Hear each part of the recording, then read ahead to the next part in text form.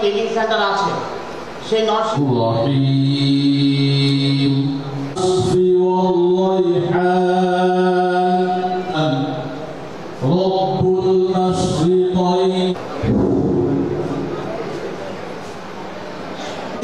পরিস্থিতি নাই, যেহেতু লং টাইম হয়ে গেছে।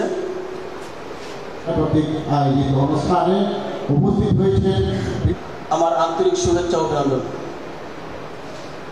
যে জাতি আমরা কিন্তু একবার অদক্ষ, একটু সহযোগিতা করে কারণ হচ্ছে আপনারা কাজ শিখান, একটা স্কেল তৈরি করেন, তাদেরকে বিদেশ পাঠান, সেটা যার মাধ্যমে হোক।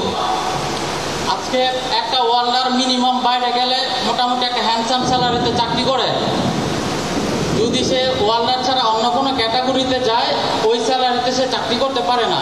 কিন্তু ওই পজিশনটা তো খালি থাকবে না, খালি থাকবে এই পজিশনটা কেউ না কেউ নিয়ে যাবে। এগুলো নষ্ট হয়। আমরা বাংলাদেশ বিনির্মাণে কারিগরি শিক্ষার যে গুরুত্বপূর্ণ অংশ, তার নির্বিশেষ এবং অক্লান্ত পরিশ্রম করে যাচ্ছি, যাতে দেশের মানুষ এখানে কারিগরি শিক্ষা প্রশিক্ষণ করে বিদেশের মাটিতে গিয়ে আর এরকম ডাক শিক্ষাটা দিতে হয়। কারণ হচ্ছে জানেন, দক্ষ কারিগরি স্কিল করার লোক বিদেশের মাটিতে সবাই ভালো থাকে, অদক্ষ যারা কাজ শিখে না তাদের